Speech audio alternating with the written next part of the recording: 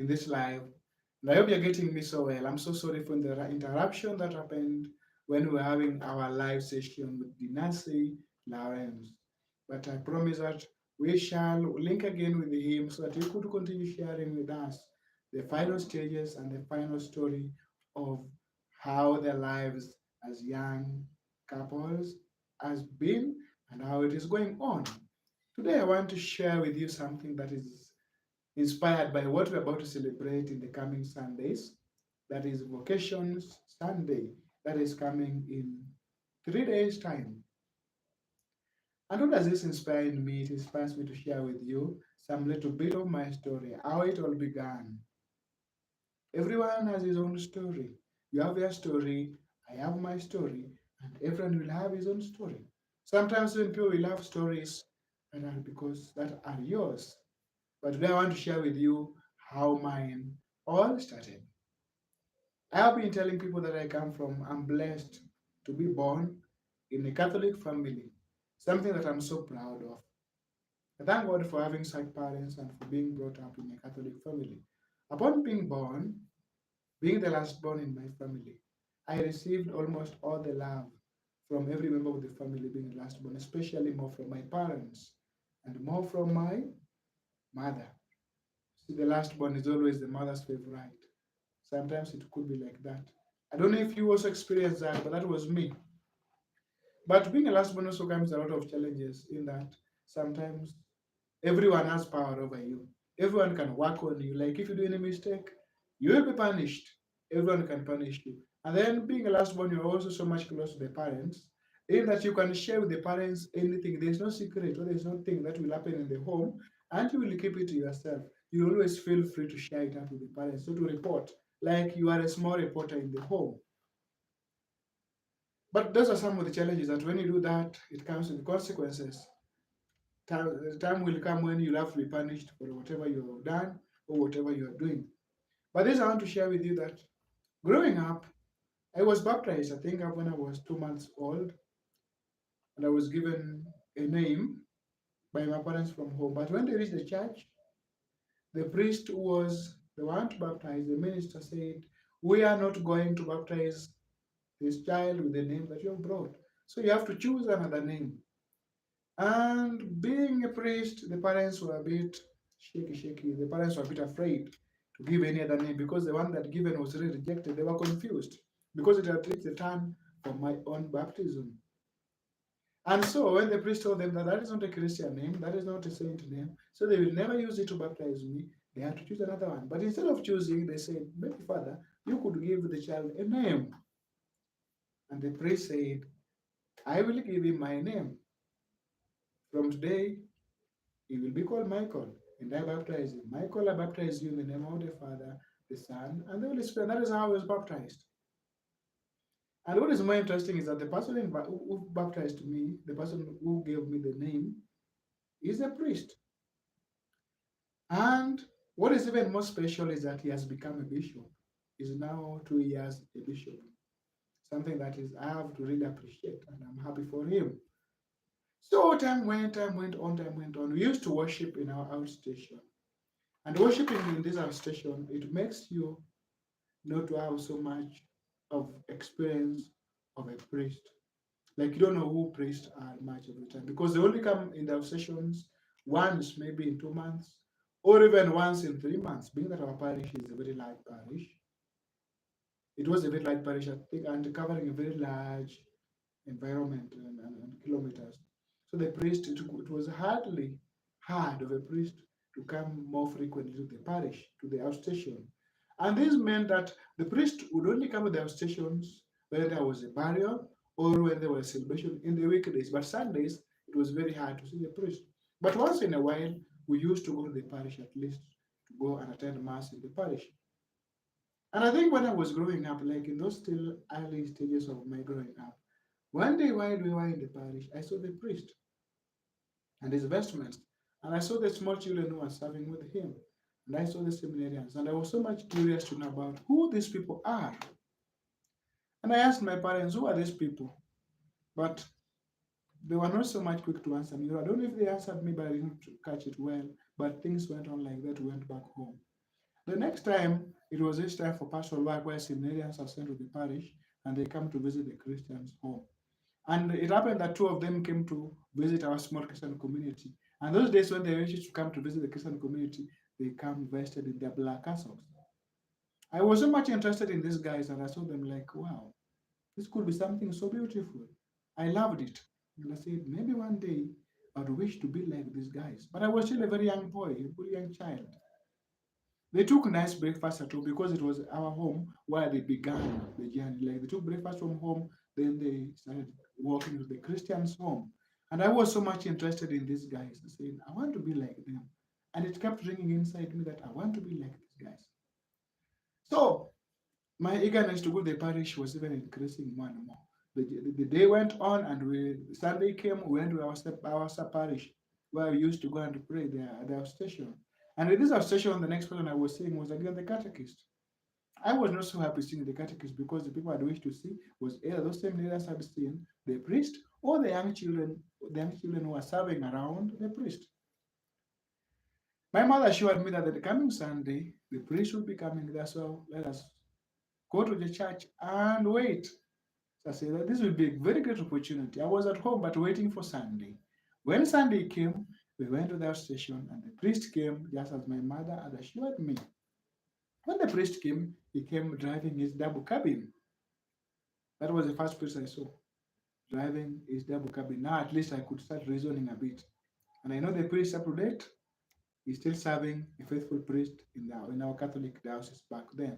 So after Mass, the priest decided to offer us a lift and we went back. I was even so much happy because now I said, wow, it is so nice to be a priest, even you own a car. And you have a good heart, you can even help people. I said, this is a very nice life to live. I want to be one of these. Time went on, I think maybe my mind was a bit confused because I was now starting school and all these other things. So we used to continue staying back then at home. But with the time, I got to know about other strange and unique people who became so much important in my life. And over this, these were sisters. Every day, anytime we used to play, because we used to go and play near the roadside to see vehicles which were passing. A vehicle passing going through this side or this side, so that we could just go and see and be happy. And in seeing these vehicles, sometimes we could say, this is mine. Like we used to go, the two of us, one of my friends who used to play, so we could own the cars that were passing by the roadside. If I see a car, if I'm the first one to see it, I'll say, this is my car. And if he's the first one to see it, it will be his car. So at the end of the day, we will find that we have so many cars. We were rich as children. So we will leave the road when we are very rich. But the problem is that our cars are parked somewhere else where we cannot find them anymore.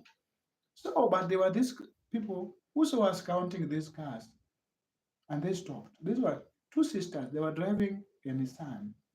And when they stopped, they called us. And seeing them, they didn't look so strange. They were so nice. So we went to greet them. And when we went, they got some sweets from the car and gave to us. Ah, this was so nice.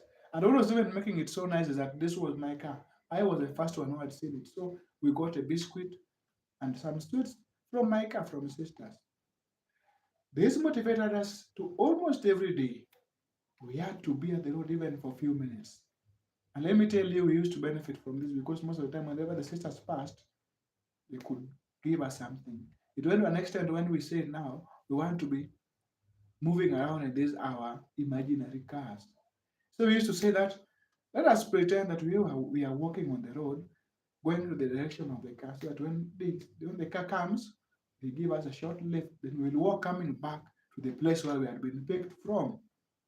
This went, by good luck, the first people who came after our plan was the same sisters, and they saw us and recognized us. They stopped the car, called us, we went as usual.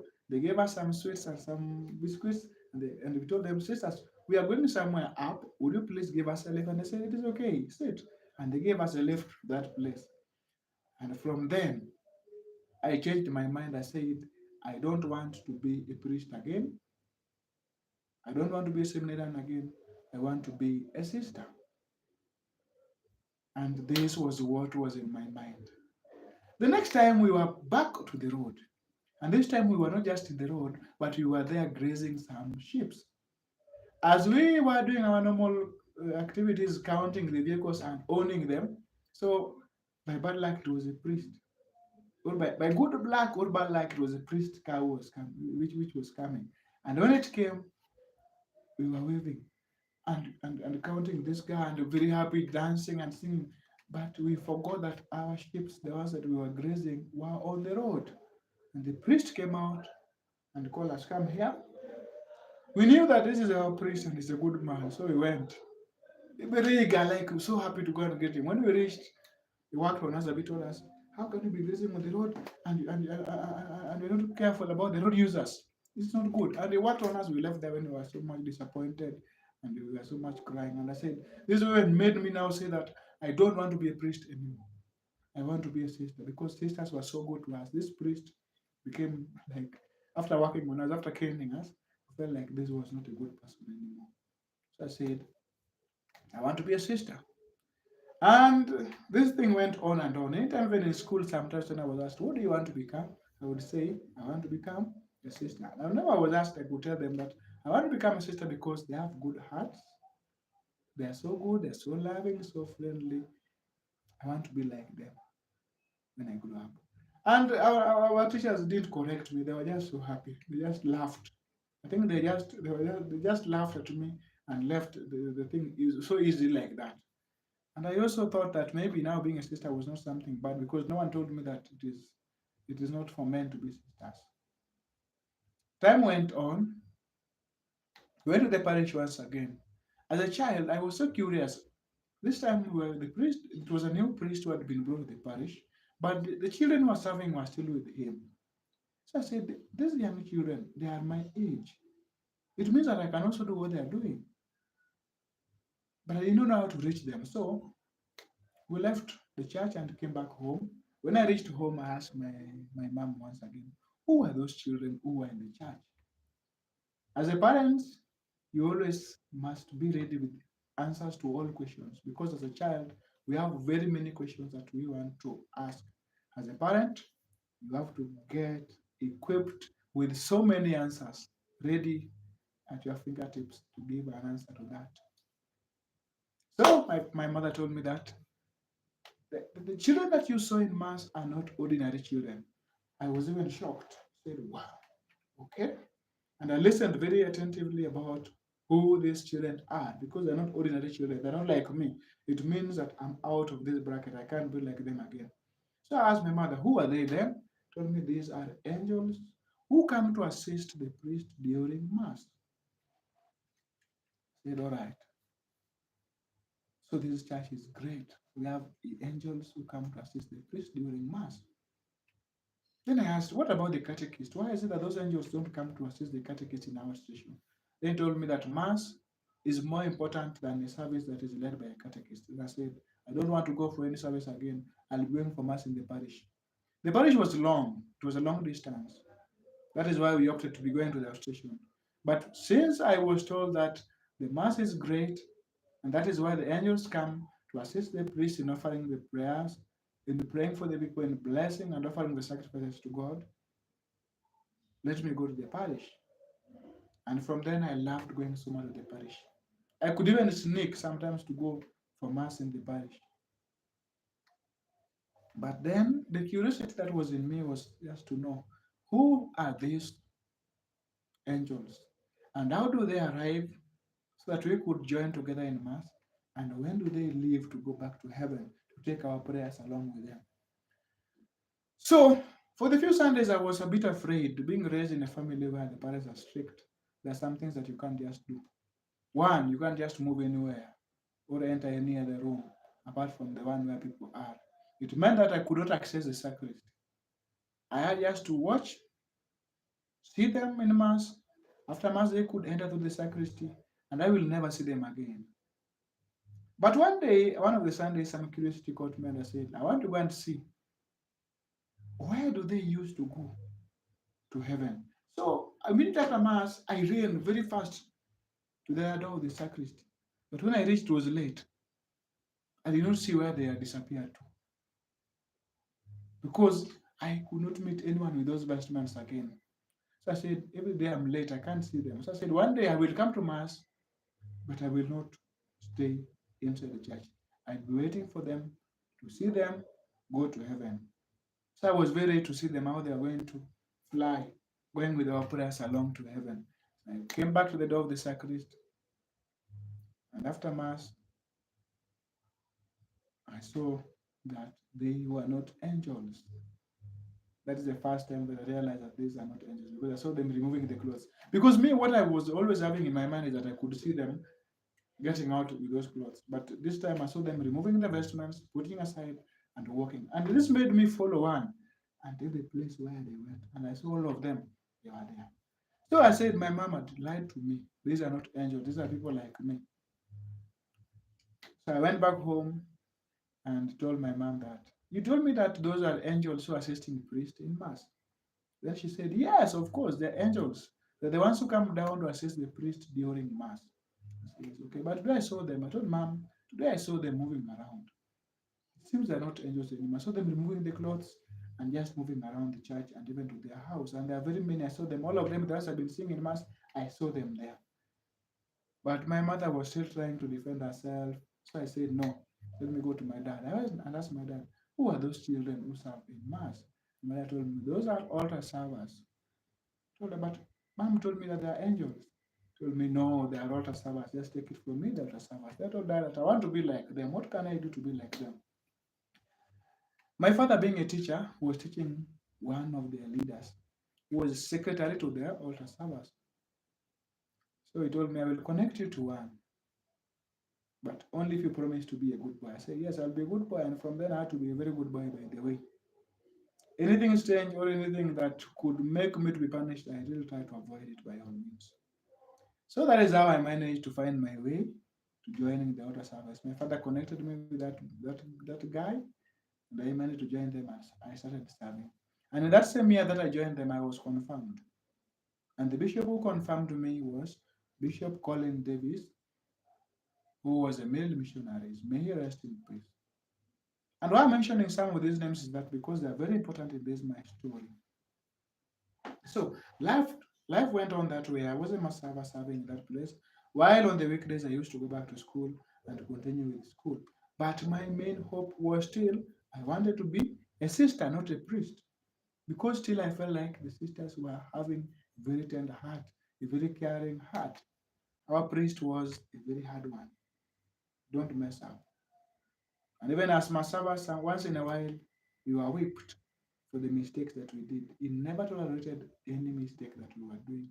He wanted us to be online. Sometimes even serving in Mass, he wanted us to do things with order, no going or no messing up, no getting confused while you are serving.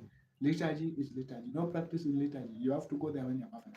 In case of any mess up, you will have to meet and revise it later while shedding some small tears. So life went on that way, and I still love to be these sisters. But one day at home, there were some visitors who came home and asked, so, what do you want to be when you grow up, Michael?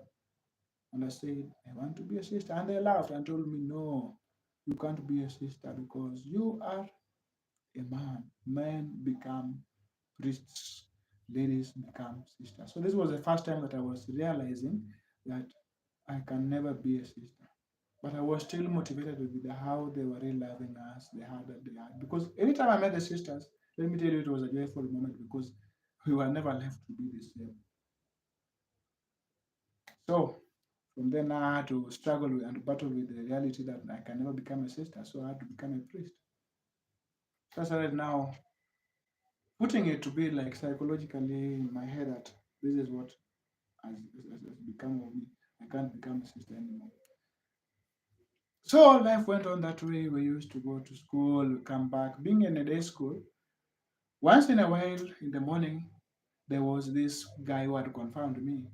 And now because I knew him, he was the only European, like he was the only Muzungu in the area. So in the morning I could see him going for mass because the sisters had the bishop was a chaplain of these sisters.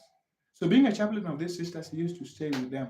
But because I have two communities, the first community where I used to stay and the other community is past our home, the novitiate where their formation houses, they used to pass by there to go for their to go and have mass with the formates and the novices and some classes with them. So he used to pass in front of our home because the road passes in front of our home daily. So I used to go to the road just to wave to him, and he used to wave back. And now, God also, I don't know how He works. He brought even this guy so much closer to us and to me. Why am I saying so? Because there was an old man who was staying near our home, and like he was staying alone. The wife had passed on a long time ago, and so he was staying alone in this place. And being an old man, there are some things he could not do on himself. The bishop was a retired bishop. He was also old, above 75. That is what I know, that he was retired, so he was above 75. But this bishop used to love this old man so much. After recognizing this man, he used to, anytime he was passing for mass, he could stop, drop some jerry can to the man, go for mass, and when he will come back from mass, he will come and pick the jerry can back to go. So one day I became curious and say, what is the bishop giving this guy? So when I went to the house, I found that the bishop was giving this guy milk every day in a jerry can, and he was also giving the man some food stuffs once in a while whenever he came to see. And one day, as I was going to see the man, because the man also like, because the bishop loved the man, I also felt like, this is a great man. So I also loved going there. So I was in the house with the bishop, with the man, storing and trying to do also something which I had seen the bishop doing, cleaning the house. So I joined inside the house and said, let me continue. But the bishop came and found me inside. When he found me inside, I just said, how are you doing? And I said, that is nice. So things went on like that. But then with the time, he used to come almost every time to see this music. And I got so much interested in also seeing what is going on in this place. And from then I said, I think I should not become a priest. I think now I should become a bishop. I wanted to become a sister. My gender has made it impossible for me to become a sister. So now, maybe the best option for me is to become a bishop, because a priest, that priest is so hard. He has been punishing us all through. So I said, I want to be a bishop. This guy was so good. And life went on like that. So being so much inclined to being like this guy, I said, I want to be like him. And anyone who could ask me, what do you want to be? I could say, I want to be a bishop because I want to serve the way he is serving the people. I want to do what he's doing. Like, I'm motivated. I really love this old man. He can never get anything from this old man, but he cares for him. He comes, he's very old, he sweeps the house, he brings food every time, every now and then. So I said, this is the best thing that I think I can do as an individual now. So once in a while, we used to be at the roadside. Still as children, we see as children, we loved so much being carried in the cars. So we could stop the bishop and tell him we are going that, even if we are not going there, we just, so that we could just enjoy the lift. And he would stop and carry us and drop us, and we just say thank you. The only thing that he needed from us was, if he carries you, you have to say thank you. If you don't say thank you, he'll call you back in the car and tell you there's something that you have forgotten in the car. He will tell you, remember always to say thank you. That is what I learned from him. That was the first lesson that I learned. And from there, I used to be very grateful. Any opportunity that was rendered to me, I used to say thank you. Life on. Life went on that way. And I used to still go back to the road. Any duty that could make me be by the roadside, I used to love it so much. Things like uh, grazing the cows, it will make me so much feel like graze the cows near the road so that I could see him and wave to him, or maybe just to go by the roadside when I'm free to enjoy the lift whenever he could come. And this is not due only to us, but the bishop could do it even to the other people on the road, the other road users. And not just any other road users, but he could do it to everyone. Whether you are a woman, whether you are a man, whether you are a Catholic, whether you are not, he could give you a lift. And then one day, as he had given, this day I was sent to the market. I was not doing it for fun. I was sent to the market, and when I was there in the market, on my way back home carrying the thing I was sent, I saw a car coming from behind, and who was inside? It was the bishop, and I stopped the car, and it was a very good luck for me to bring me home because it was going towards the direction of our home. But it had rained the previous night, and the road was terrible. Those days, the road was still muddy. So when he stopped, he stopped the car and got out. And he didn't tell me a word, but he just got out, opened the boot and got a gem. But then he called me and told me, please come.